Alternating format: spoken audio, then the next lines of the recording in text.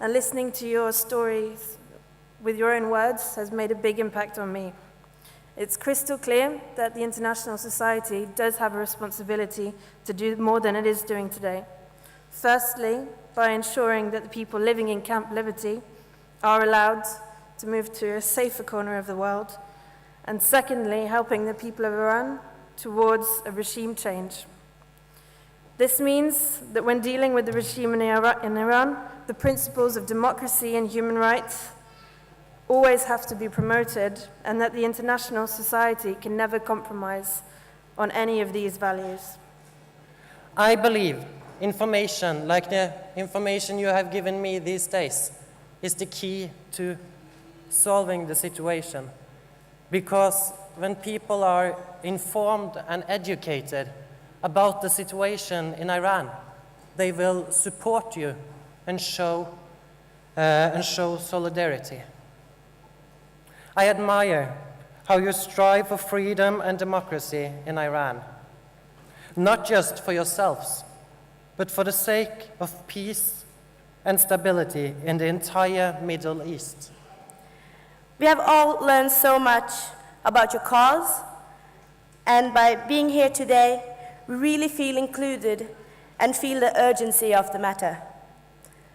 I represent the conservative youth in Norway and wish to go home and bring back all that we have learned today about your work and the situation. By this, I wish to bring awareness amongst my own, hopefully to bring progress to the cause, because knowledge is power.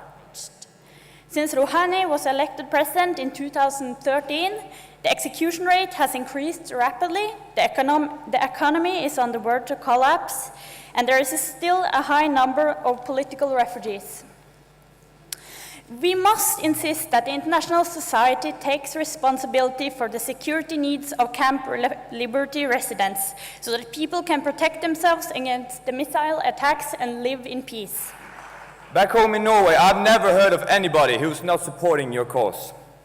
The only problem is that I've just gotten to know a handful of people who do support your cause. Not because they don't like your cause, but because they don't know your cause. The media hasn't touched this cause in Norway. The youth of Norway doesn't know about you.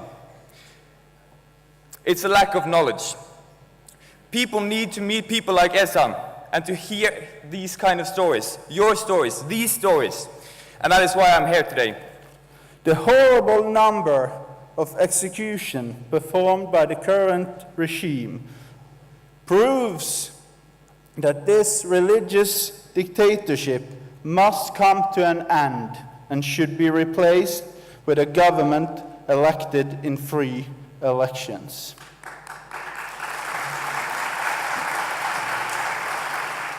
The safety of refugees is an international responsibility, and the world should act immediately to secure their safety.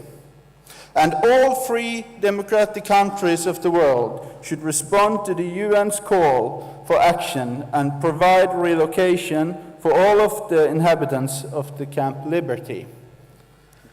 زمانی که در ایران بودم خودم از نزدیک سرکوب و تأخیر جوانان را به دست رژیم قرون وسطایی می‌دیدم.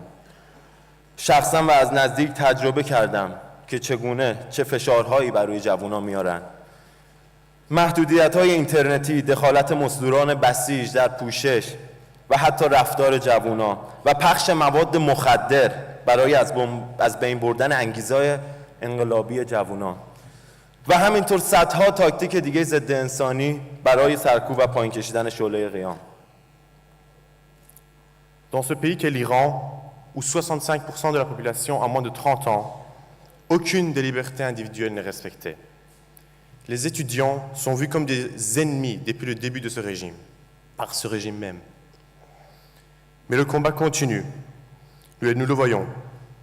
Les Iraniens profitent de chaque événement pour protester contre ce régime. Les fêtes de Nouvelle Année, les événements sportifs, ou même aux funérailles des martyrs morts pour la liberté.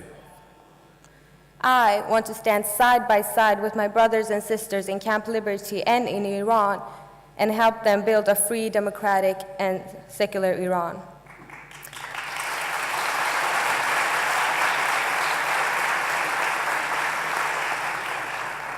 This brutal regime has murdered so many people, raped so many girls, and tortured for so many years, and I think it's enough. I won't rest until I've seen freedom in my home country. And that is a promise I make to the world, to my brothers and sisters in Camp Liberty, but mostly to you, Mrs. President.